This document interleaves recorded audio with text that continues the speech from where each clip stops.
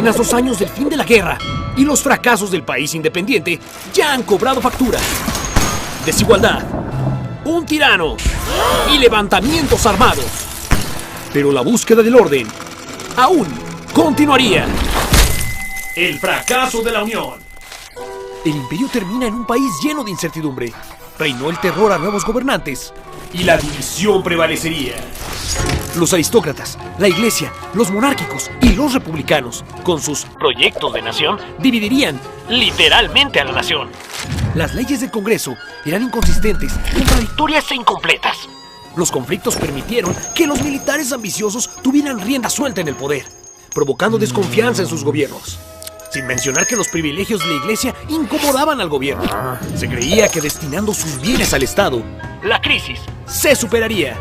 Tanta inestabilidad atraería la atención de otras naciones, mismas que pondrían a prueba al México independiente.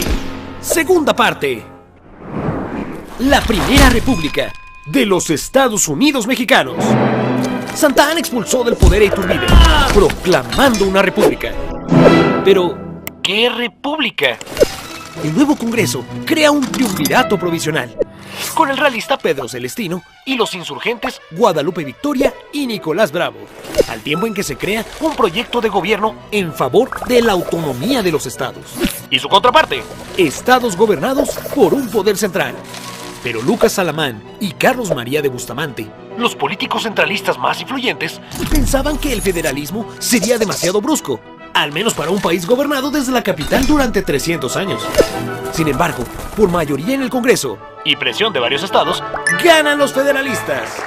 Disuelven el triunvirato y emprenden la constitución de la Primera República Federal. Lo bueno, era el primer documento oficial para un gobierno apoyado en 3 poderes.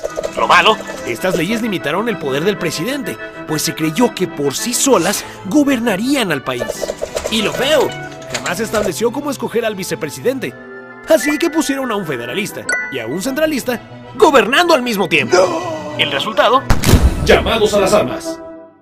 Suceden las elecciones y Guadalupe Victoria es el primer presidente y Nicolás Bravo el vicepresidente. Mantuvieron una relativa paz, pero Victoria federalista y Bravo centralista, una rebelión es inminente. Vicente Guerrero vence a los golpistas y Bravo es exiliado. Pero el federalismo arranca con más problemas. Todos malinterpretaron la autonomía creyéndose independientes. Así, Centroamérica se va del territorio y México casi se fragmenta en pequeños países. Nuevas elecciones. Resultan Manuel Gómez Pedraza y Vicente Guerrero. Pero un Santa Anna en armas impone a Guerrero y a Anastasio Bustamante. Todos sabemos cómo terminará esto. ¡Auch! Así el ya influyente y famoso Santa Anna asegura su mando del Ejército Nacional y fortalece sus alianzas en altas esferas sociales y en el Congreso. Pero su momento político aún debía aguardar, pues llegarían invitados inesperados. España contraataca. Tras la independencia, Fernando VII buscaría reconquistar a su principal proveedor de recursos. Años después, en San Juan de Ulúa, 2,000 soldados españoles se apoderaron del puerto. México intenta negociar, pero España responde bombardeando Veracruz y Santa Anna derrota a los invasores. Al año siguiente, en otro intento, el general Isidro Barradas y sus 4,000 soldados serían vencidos en Tampico a manos de Santa Anna y Vicente Guerrero. Con la victoria, España por fin reconocería la independencia de México. Y simultáneamente, Santa Anna sería llamado el héroe de Tampico. Pero en la capital, aún con el triunfo, Anastasio Bustamante desconocería la presidencia de Guerrero y asciende con el apoyo de los centralistas. Un mandato nuevamente frustrado por Santa Anna y más opositores, que pactarían otra presidencia de Manuel Gómez Pedraza. Nuevas elecciones.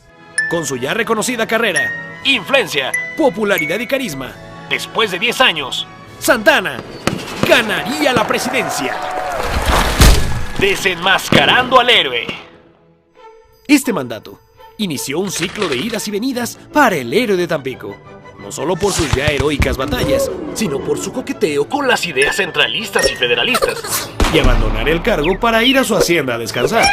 Estos acontecimientos le dieron fama de corrupto, indeciso y manipulador. Sus múltiples ausencias encomendaba el cargo al vicepresidente Gómez Farías, quien emprendió numerosos proyectos para la educación, la economía y sobre todo contra el apabullante poder de la Iglesia. Indignados, los conservadores, el clero y los militares llamarían a Santana. Este reemplazó al Congreso, exilió al vicepresidente y eliminó sus reformas. Pero con la conclusión de su gobierno, el nuevo Congreso declaró el fracaso del federalismo, dando así una vuelta a la ruleta. La República Centralista. La crisis justificó para los centralistas crear el supremo poder conservador para controlar al Ejecutivo, al Legislativo y al Judicial.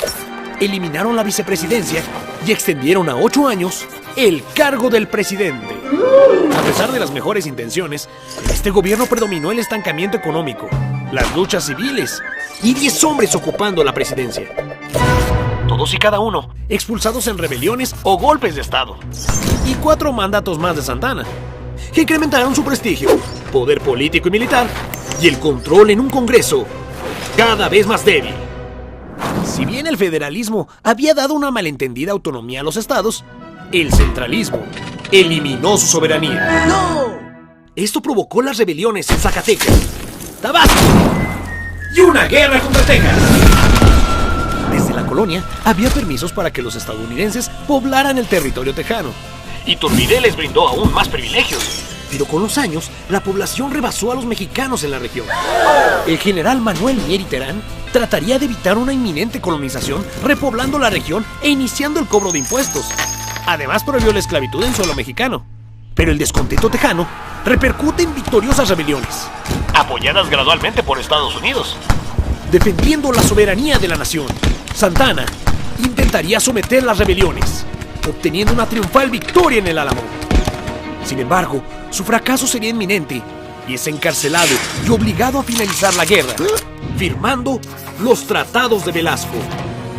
El documento garantizaba la separación e independencia de Texas y un fragmento menos del territorio mexicano. La furia, descontento y humillación popular acabaron con el prestigio, privilegio y presidencia de Antonio López de Santana. Pero ahora, ¿qué futuro deparaba en México? ¿Qué otras invasiones estarían por llegar? ¿Qué ocurriría sin Santana al frente del ejército? Sé testigo de la culminación de estos eventos en el siguiente capítulo de La Trama del Tiempo. México Independiente. Esta historia continuará.